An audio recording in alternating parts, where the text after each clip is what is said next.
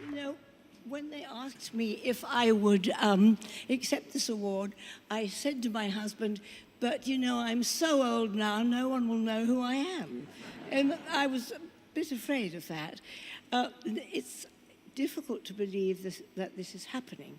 I find it almost impossible to grasp because I've done nothing but follow my ideal life, which is to work with actors and singers and dancers and make theatre. And I don't want much more out of life. For me, to be in a rehearsal room, especially with a creative team that you've been allowed to choose yourself, and with a cast you've chosen, and that we're all making theatre, there isn't anything much happier than that. So to receive an award for it seems extravagance in the extreme. Anyway, as it's been rather a long journey and is likely to continue, I hasten to add, in case anyone thinks I'm going to...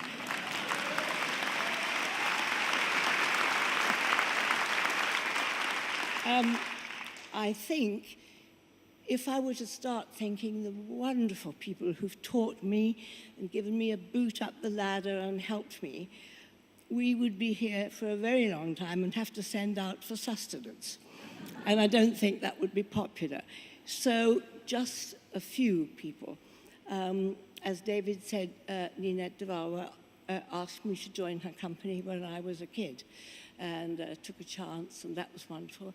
And then years later, I don't know how many of you will remember him, there was a magnificent producer on Broadway called David Merrick. I'm very lucky, yes, a truly magnificent director who was as tough as goat's knees and taught me very, you know, just as you were sitting in the stalls saying to your assistant, I think we've got that bit right, that's much better than it was, a voice would come down here and say, garbage, you've put garbage on the stage. So it was a tough upbringing. But he was truly marvelous.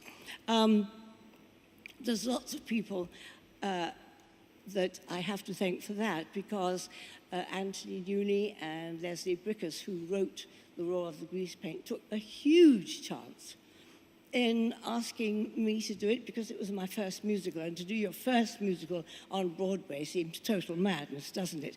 Anyway, Leslie, who is one of our great, great lyricists and best writers of musical theatre, is here tonight. So that's...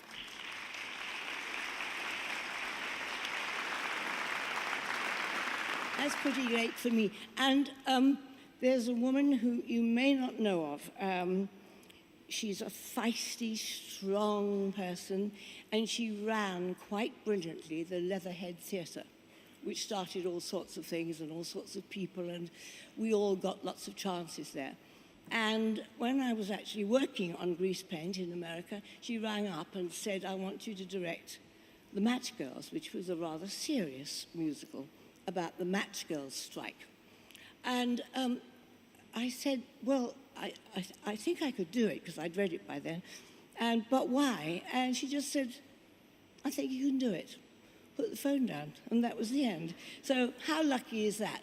And we all need someone to have a hunch about us and to follow their passion and give us that boot up. And that's rare, as you know, and so that's very nice.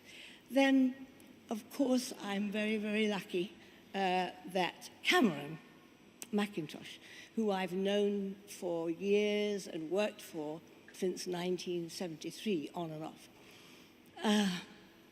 persuaded, suggested me for Cats to do, I guess it's a choreographer's dream, that show.